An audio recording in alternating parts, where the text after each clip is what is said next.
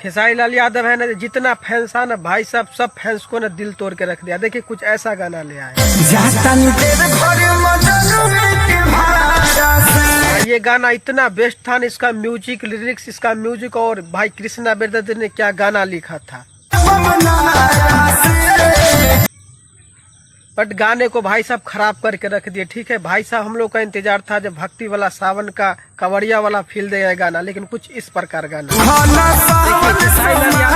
सब फैंस को ना दिल भाई साहब तोड़ कर रख दे। भाई हम लोग का ऐसा उम्मीद नहीं था जैसा गाना आएगा। ठीक है, देखिए खेसारी लाल यादव का एक गाने का पोस्टर आया था, मजनुआ के भाड़ा से, यानी देवघर के गाने था। ठीक है भाई साहब, क्या गाने को पोस्टर आया था। और भाई साहब हम गाना सुने हैं ना, हालांकि तो गाना पर मतलब कि वीडियो नहीं बना है, डायरेक्ट स्टूडियो में जहाँ रिकॉर्डिंग हुआ था वहां से गाना को डायरेक्ट रिलीज कर दिया गया है। ठीक है, और खेसारी म्यूजिक वर्ल्ड पर। लेकिन भाई ये सब खेसारी फैंस को बहुत बुरा लगा, हमको तो और ज़्यादा के बुरा लगा। ठीक है, ये सब देख के देखिए ऐसा घटिया काम किया है ना। देखिए भाई साहब, गाना जो आया था ना खेसारी लाल यादव का, सावन का पहला बोलबम गाना का पोस्टर आया था। भाई क्या पोस्टर था, उसमें म्यूजिक गाने में इतना अच्छा है। अभी सुना हूँ रिकॉर्डिंग से जो डायरेक्ट गाना रिलीज हुआ है।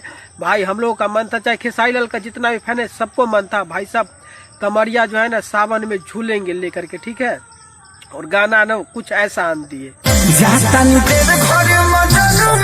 साहब गाना है ना बुरा लगा हम लोगों का। ठीक है, गाना इतना अच्छा है, बताइए वीडियो में आता तो भाई कमरिया को झूमने वाला ये गाना था। ठीक है, और क्या फील देता इस गाने में, फ्लेवर था सावन का, एकदम भक्ति में पूरा फ्लेवर इस गाने में मिलता।